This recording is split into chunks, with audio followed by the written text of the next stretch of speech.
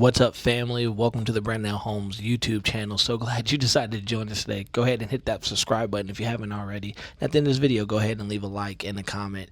We'll appreciate all the interaction we have, and especially with the comments, because we want to have discussions in the comments. That is the point of this. And one of the things I want to talk about today is just something that's a really tough pill to swallow. And there was a statement somebody asked me the other day. They said it like this. They said, Brandon, what if the thing blocking you from your breakthrough isn't the devil, but it's you?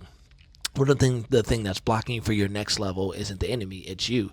And I was like, well, what do you mean by that? And he was like, oftentimes we place a lot of emphasis that it's the enemy preventing us from becoming who God's called us to become, but it's really us. And it's because we lack obedience. And because we care about our preferences and how life is supposed to look. And it made me think about my own story. Originally my whole plan was to be a doctor. I wanted to make a lot of money, but I also wanted to save lives. But come on, I also want to make some money. And so I thought I was going to be a doctor. I had the drive. I had the grades.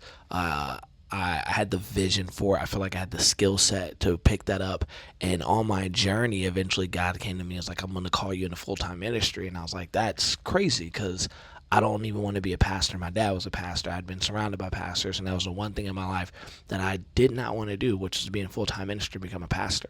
And so at a certain point, I had to let go of that. And so I went through Bible college and got my degree in that, and I still wrestle with that. And when I finally got comfortable in my time of where I was at, God called me to New Jersey to work for a church up there, and that was off-putting because I was living in Texas at the time, and I had built friendships and community, and all I saw was my life was going to be in Texas. But then he moved me to New Jersey, and New Jersey was a whirlwind, and it took me some time, but I finally got settled, not in Jersey, but I got settled in Philly, and I learned all these things, and I had built all these relationships. I finally got to a point where I felt comfortable and stable, and right when I got comfortable and stable, God introduced me to my wife, which led me to a move to Florida. And I'm like, why Florida? I don't even like Florida. Like, I love Philly. This is where I want to be. This is where I want to get married. This is where I want to raise my children. But God got me to Florida. And as I've gone through my journey, this is what I've thought about. Every time I've been obedient, God has used it to shape me and form me to become the best version of myself. See, leaving Texas to go to New Jersey was about forming me. He really was. He was strengthening and stretching my vision. He was strengthening and stretching my trust. He was strengthening and stretching my faith in him. Also, one of those things, he was refining skills that he had put inside of me that, honestly, I think if I would have stayed in Texas, that they would have stayed dormant, because I was not put in a position where I had to exercise and where I had to work them out, where I had to make those muscle of those skills become stronger. Then moving to Florida was a completely different thing. It wasn't about a skill muscle. It was about a peace muscle. One of the things he was doing some heart healing in me. He was getting me mentally healthy, emotionally healthy, spiritually healthy, even physically healthy. It was about finding peace and comfort in who he was, contentment, but also getting to a place where I could pastor and lead at a completely different level. Not just lead people, but leading my home, leading my family, becoming a better husband, becoming a better father. And what that showed me was like, God uses every season. And I can honestly say this, I would not become the person who I am today if I wasn't obedient, if I didn't give up my ways for his ways. I've often think about the rich young ruler in the book of Luke. And Jesus says, man, to follow me is give all your things, sell all your things, and how he wanted to hold tight to his wealth. He wanted to hold tight to these things. And that's kind of how we do about our plans. We hold tight to our plans, because why? Our plans make us comfortable. Our plans are the things that we've worked so hard to get to, and it makes so much sense in our world. But here's what I can say: there is nothing better than following Christ. There's nothing better than obedience. Obedience is, to me, it's simply this. Obedience is this. Obedience is making room for more.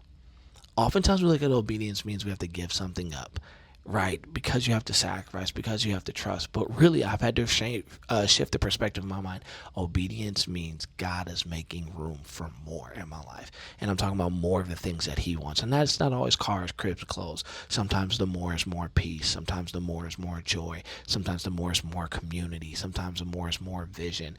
Like, obedience places me in the direction God wants me to be. I often say this to my students who I talk to, is like, God's intended order brings peace. But when you step outside of God's intended order, you invite chaos into your life. And so when I start experiencing chaos in my own life, I have to ask myself, am I being obedient to the thing God has asked me to do?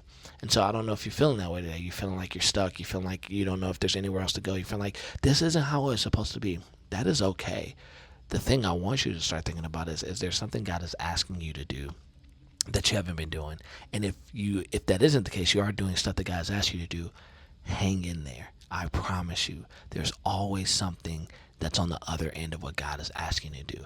And yes, it's not always things. I want us to get out of our head. It's not just always material things, but it's the things that God cares about most: our hearts, our souls, our mind. And maybe some of the battles that you're going through obedience is because God is refining you so that you learn how to become the person He's called you to become and enjoy life the way He intended for you to enjoy it. So, family, I hope that helps you today. Go ahead.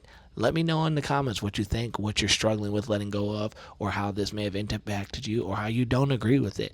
We'd love to hear your opinions. Also, give it a like and share this with a friend if you can. Until next time, love you guys. See you later. Peace.